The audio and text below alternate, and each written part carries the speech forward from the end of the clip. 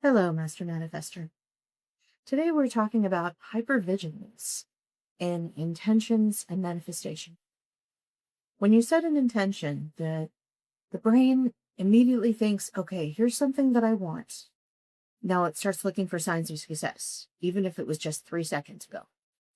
And if it doesn't see success, it starts dropping your dopamine levels, right? Starts dropping the feel-good hormones, basically indicating we weren't successful. It can often make you sad and feel disappointed and frustrated that it's not here yet. So the hypervigilance comes in when your body starts interpreting this as dangerous. It starts interpreting the not having as a danger signal. So it could be emotional danger, physical danger, whatever it is.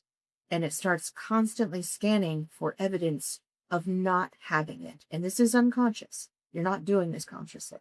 It'll just start giving you thoughts of, oh, where is it this? And look, it's not there, you know?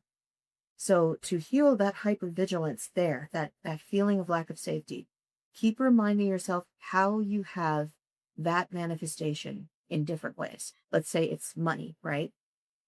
And your body's signaling you, oh, we don't have enough money. Oh, there's not enough money. There's not enough, because you've decided you're going to have more money. So it's going to start stress testing and it's going to say, where's the evidence? Start looking around at different ways you have money in your life. Do you have TVs? Do you have appliances? Do you have things that in many countries would be considered extremely rich? Start looking around for evidence of that same thing. If it's love or health or anything that you're trying to manifest, look at how you already have that thing. So you can constantly reinforce that feeling of safety that, yes, these things are available. They are possible. They are here within my reality already. I'm just rearranging the program to how I experience them, right? So when you start having feelings of feeling frustrated, it's important to accept those feelings and understand that they are valid, even if they're not true. A feeling is always valid in and of itself. The interpretation is what you need to work on. So how you interpret what that feeling is in your body, is it a burning chest? Is it a tightening? Is it a headache? Where in your body are you feeling the emotion that's triggering your thoughts? And this takes a lot of mindfulness to pay attention to. But that's what being a master manifester, mindfulness is like our number one thing. Trying to notice and pay attention to the unconscious programs so that we can change the identities and have new experiences. That's the whole thing. But sticking with your emotions and letting them be there is so much easier than trying to push them down or do the toxic positivity thing where, oh no, everything's perfect and I don't see this. Yeah, you're going to freak your system out and you're going to make yourself even more unconsciously hypervigilant if you don't address the feeling and just say, hey, this is just a feeling about this. Now I'm going to sit with it. And as soon as the feeling loosens, as soon as that tightness or sensation kind of calms down, then start the reprogram. This is how you raise your dopamine levels. You accept your emotions. You recognize that they are there. You redirect your thoughts to see and expand more of what is. The problem with emotions and the interpretation not being true is it gets tunnel vision when you get in fight or flight.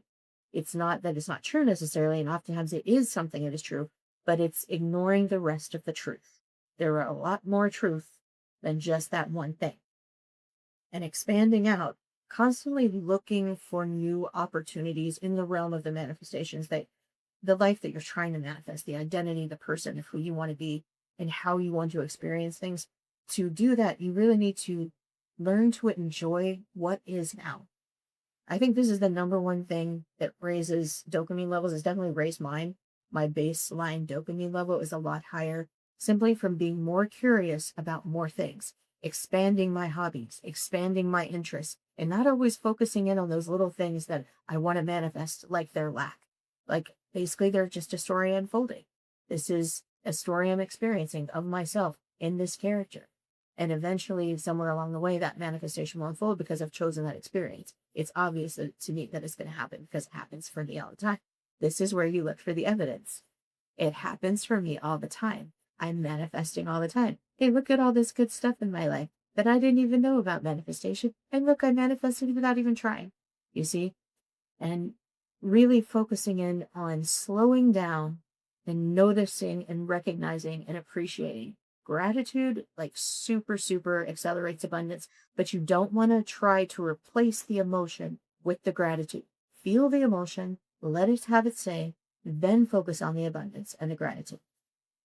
I hope this has helped you to understand a little bit more about hypervigilance and manifestation and over focusing on intentions, really getting attached to things, and how to loosen that using, different thought patterns, feeling into your emotions and recognizing them without allowing them to base a truth interpretation on the situation. You can say, yeah, that might be part of the truth, whatever that thing is that's triggering emotion.